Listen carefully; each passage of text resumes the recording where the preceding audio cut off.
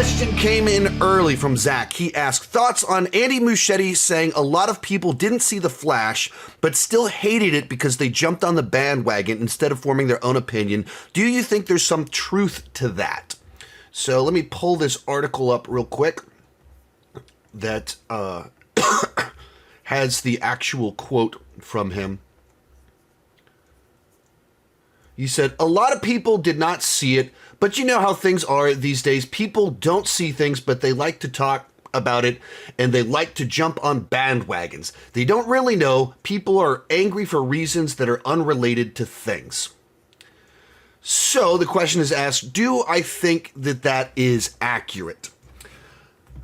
The reception to The Flash has been utterly bizarre since before the movie came out. Which is to say, months before the film came out, James Gunn is like, it's one of the best comic book movies of all time. The head of Warner Brothers says, one of the best comic book movies of all time.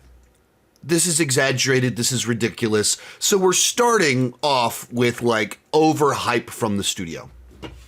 The movie premiered at CinemaCon, and the reaction coming out of CinemaCon was very positive.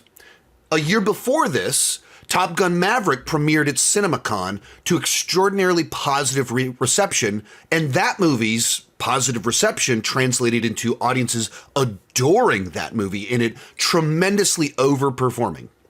1 year later, Flash also gets rave reviews, and then they started doing fan screenings like 3 weeks, a month before the film came out. That's where I saw the film, and I really enjoyed it, which I stand by. Everyone that I talked to coming out of the theater, like a fan of my channel, ended up seeing the movie with me. My neighbor was there. Everyone I talked to was very positive on the film.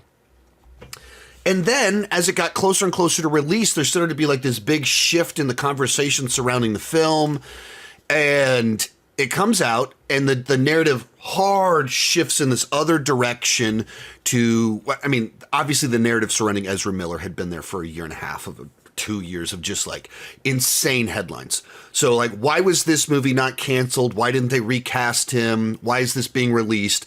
So Ezra Miller is this target because of an enormous number of horrific headlines without any sort of appropriate reaction from the studio about all of this. Like, no, we're just going to release the movie anyway.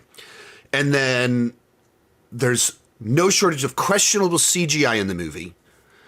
Baby and microwave, of course, the stuff in the multiverse chamber deal or whatever, the time travel deal just looks like PlayStation 2 cutscenes, and then digital resurrections. And this has become the entire narrative surrounding the film. After its release, all of the conversations are, Ezra Miller's the worst, I'm not going to support this. CGI is the worst ever. It's a terrible movie. And this movie is a crime against cinema and against dead actors because of these digital resurrections without permission. Do I think all of the criticism of the films is bandwagoning? No. There are people that actually don't want to support the film because of Ezra Miller. Fair enough. There are people that, I mean, pretty much everyone goes, the CGI in this movie is not good. Now, if you think a movie is awful just because the CGI is awful, that's not a very good argument. It's a valid criticism. It can take you out of the movie. It can dramatically hurt your experience, in particular in a movie of this budget where there's no excuse for the CGI to be this bad. That's a very fair criticism. And how much it should hurt your experience is up to the individual. But should a movie be ruined just because of CGI? I think that's no, like it simply shouldn't. You can't undo the acting, the story, the storytelling, the emotional resonance just because of CGI. Though absolutely it matters and it's a criticism. But I think when people are like, you think this movie's good? Look at the CGI. That story character trumps CGI. So I think like that is way overblown, but it's a valid criticism. And then there are people that are legitimately offended by digital resurrections. And if you're consistent on that, that is an entirely valid position to say that actors should not be brought back from the dead with CGI, especially without the consent of family. If that's a valid thing to say.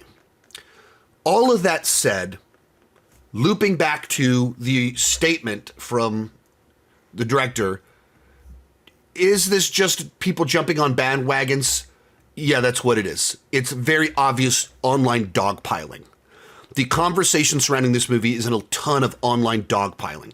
It's an easy target. It's easy to have confidence in saying that's bad CGI because it is bad CGI.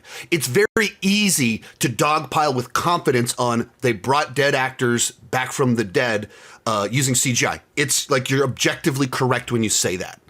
Ezra Miller, enormous number of headlines, totally valid criticisms to bring all of that up. So it's easy to dogpile, but they're all such superficial things that's where I think he's right. There's a bandwagon side to it, to where we're not having an honest, good faith discussion about the film. We're not honestly discussing its merits as a whole. We're having just this wave of, what? You like this movie? Look at the crappy CGI. And that's as far as the discussion goes. As if that's a holistic review of a movie. That's ridiculous. Nobody thinks that's a movie review. Bad CGI. That's one criticism. And so there's a ton of that stuff where I think he's right. The director of a film is the worst messenger to say, no, criticisms of the film are just people that didn't even watch it bandwagoning. He's a bad messenger for saying, like he's the wrong person to say that because he's too invested and he's just being defensive. But he's not entirely wrong. He's not entirely right. He's not entirely wrong, though. And when he's not, he doesn't own a part to it of like, yeah, the VFX could have looked better. And, you know, we got dealt a bad hand. And obviously there was a lot of behind the scenes trouble with our lead actor. And there's a bunch of things he could have said that owned the reality of people's issues with the film. But he just dismissed them as bandwagoning and dogpiling and stuff like that. That doesn't come out great coming from the director. But I don't think he's entirely wrong. Like, I get in so many online discussions that as soon as I say, yeah, I really liked The Flash, they're like, it's like I'm saying the craziest thing in the world, and they just list talking points. And it's very superficial stuff. Ezra Miller's the worst. Okay, I'm not going to argue about the personal life of Ezra Miller, but the movie had an emotional hook that worked for me. Yeah, but the CGI. The CGI is so secondary to an emotional hook that works with character work that works. And should I be offended by digital resurrections? Like, maybe, but like that's not as important to me as does the story work. But the conversation is so superficial, and it continues to be with so many people. And that's where I think there's truth to what he's saying. He's the wrong person to say it. He's not owning his part in the failure of the film, and he's not acknowledging that there are valid criticisms. But there's a truth to what he's saying.